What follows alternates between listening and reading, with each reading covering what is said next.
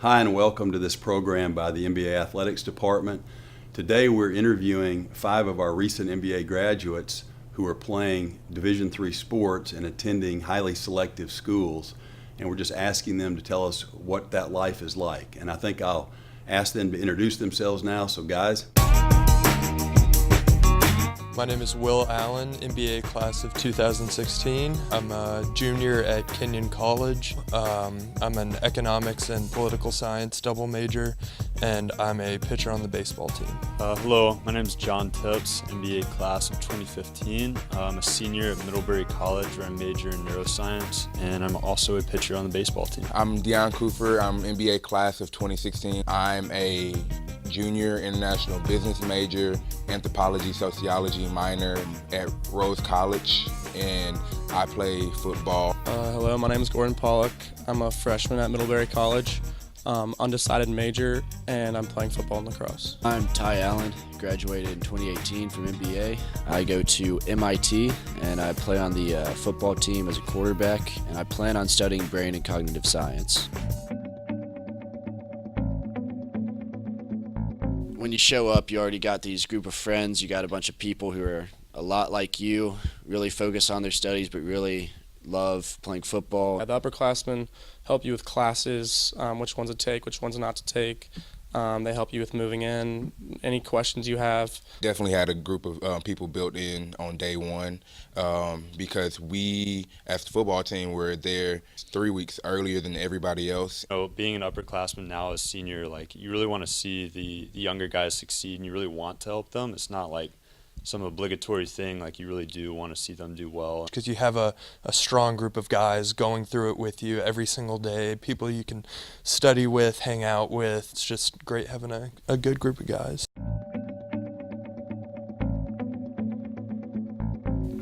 Going to Vermont from Tennessee was kind of a big cultural shift. I've gotten to meet people from so many different parts of the world, so many different perspectives. That's been very rewarding. We have kids from California, from the Northeast, from Texas. We have a kid from England, and it's all these different people from all over the world that come together for a common goal and are all working together, and that's been really cool. I would highly recommend casting a very wide net in terms of schools you're looking at. I'd be realistic with yourself and listen to your coaches, and they'll give you an honest assessment of your talent. At the Division III level, it's all about reaching out. You can't really be passive. You have to be really active. And that's really, really critical because they don't have the time or the resources to come find you. One of the main things is emailing your coaches, like John said, getting your name out there, and let them know that, be proactive, and let them know that you're really interested in their school. Keeping an open mind about everything, because for me, I didn't even know if I wanted to play football in college. I ended up going to this camp up in New England called New England Elite, and I remember I was warming up the first day. The MIT coach came up to me and immediately asked me my SAT score, and I never thought of MIT before then. If I hadn't kept an open mind, then there's no way I'd be where I am today. If they hear that you have really good grades, they're going to be way more interested in you, and it's just going to broaden your opportunities. Be open and make sure your grades are in order. As a freshman and sophomore, I wasn't necessarily open to the Division III aspect or possibility, but as I researched the schools, I learned and I fell in love with the D3 aspect. They're really solid players from high school with a lot more muscle on them. And then I walked into my first game and thought I was going to lay someone out and got absolutely destroyed. And it's really good competition. Division III is a high competitive, either football, baseball, whatever it might be. Every single sport is competitive. They are bigger, they're faster, they're stronger. It's high tempo, high competitive atmosphere. It is a very competitive level. In high school, I was known to be one of the strongest guys, one of the more athletic guys. But in college, my first day, I noticed game speed is different. It's faster. It's more up tempo. One is basically if you take the top players on each high school team, and then you made one team out of those guys, and then you let them work out and get bigger, stronger, faster for 4 years. And the NESCAC, we had a couple of guys drafted last year. You know, you're bringing in, I would say, high-level high school baseball players. Everyone's gone, 2 miles an hour up every single year. Junior, senior year, you're throwing 86, 88, and you're seeing much, much higher levels of competition.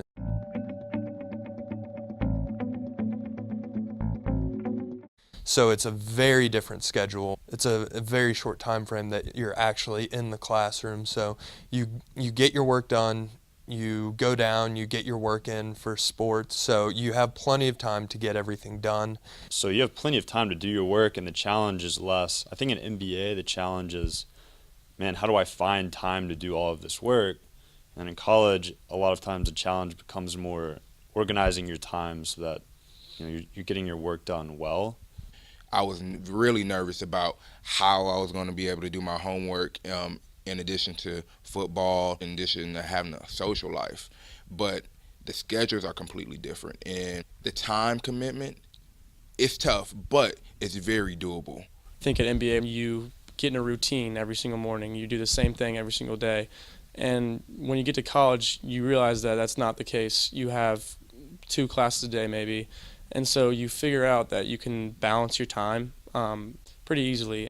Your grades are typically better during your in-season sport. Yeah, I mean, it's similar for us at MIT. I mean, the football team has like one of the highest GPAs out of any group on campus just because we know that we need to get the work done. But honestly, for me, it has been no problem for time management.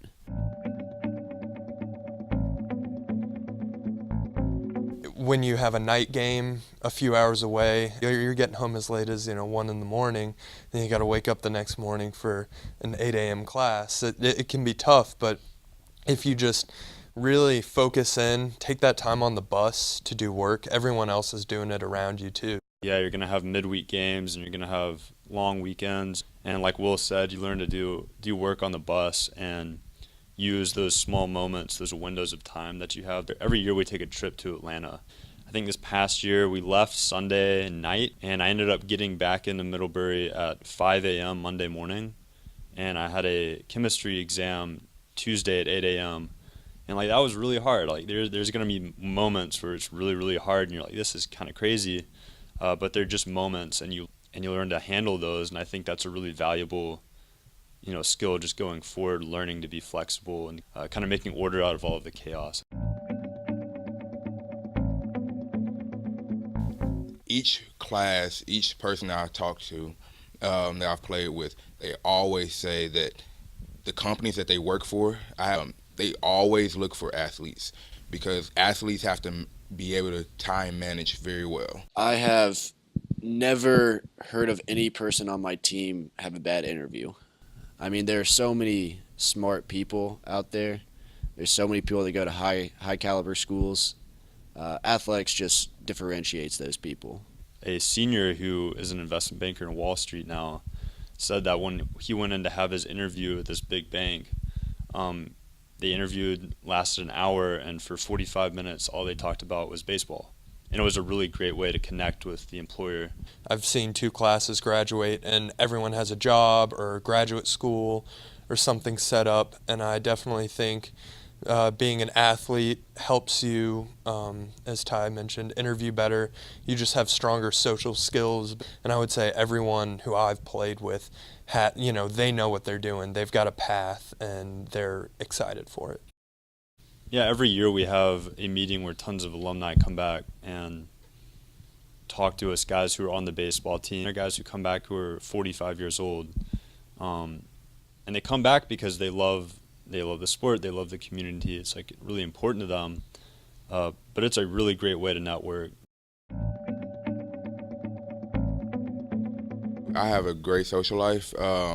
You meet so many teammates, and they become some of your best friends that you have. I still had the time to pledge Alpha Phi Fraternity Incorporated.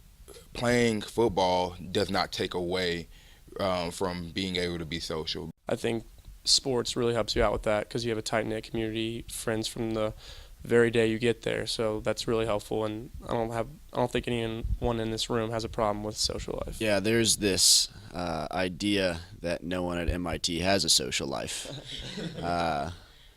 which, if you're not an athlete, may be true. I don't know. I would say if I didn't play football, I would have a much worse social life.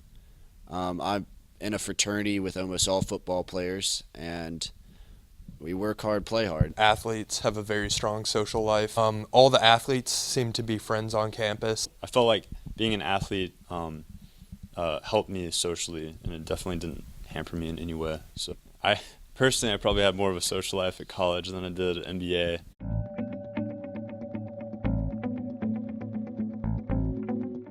So the first day I got to MIT, I took a English exam to try and test out an English class, and I was one of my only friends that passed. So MBA definitely helps as far as the English department. I mean, Miss Palmore, Dr. Kinch, Dr. Tarkington. I think MBA teaches you how to deal with failure, because a lot of people I know went to these schools and made straight 100s and said they never really studied in high school, and I was like, wow, I did. Like, MBA is a different kind of place. I think MBA also helps you communicate with teachers. For example, I'd go in almost every day in physics class to Coach Barclay to get help. That helped me realize in college to go to office hours for my professor in econ. It shows that you care, and I think MBA really does set you up for that aspect. We developed relationships with our teachers here at MBA, which broke down the barrier between student and teacher. I didn't notice how much of a barrier that could be until I got to college. I have teammates who have to be told to go to office hours, and I really didn't understand how important that was until I looked back at MBA. Teachers like Coach Barclay, teachers like Coach Gillespie. Getting ready to come to Middlebury, I was really nervous about how my skills at MBA would translate. I knew going in, there were a lot of guys who went to some of those prestigious prep schools in New England. For how nervous I was going up, by the time now my senior year, I've been doing writing tutoring at Middlebury and tutoring in other subjects. I think a lot of that was because of the foundation that I got here. And I think at MBA, I had professors like Dr. Dickens and Miss Palmore who were really welcoming. I think MBA does a phenomenal job at giving students the resources to succeed, but I believe that you have to take advantage of those resources. And I, somewhat regret not doing that at my time at MBA. My first year in college kicked my butt. I think definitely to the students here, just push yourself to succeed, because if you fall into a trap of, I can get by, I can do fine, if you end up at a rigorous academic school, it's going to be a rude awakening. So.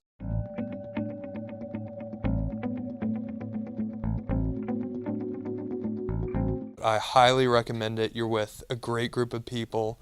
I personally couldn't imagine going to a school and not playing a sport. The hard work of being an athlete, being a student, and also, being with the team is very fulfilling and very rewarding. I would advise to play a collegiate sport because it does teach you invaluable lessons. There will be tough days, but at the end of the day, if you love the sport, you'll keep on going.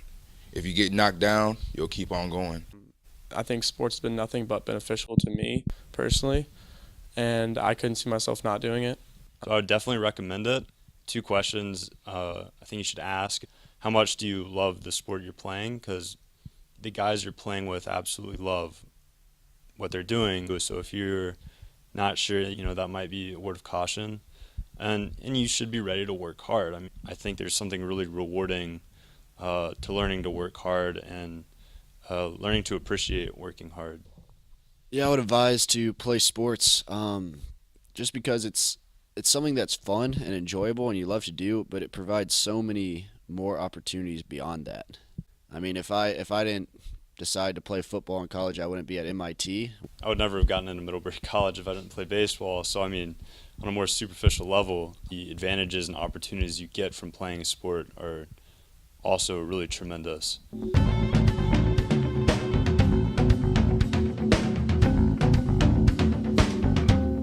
Well, thanks for watching. I hope you found it interesting. If you have any questions, please feel free to contact me. I think there's some contact information on the bottom of the screen.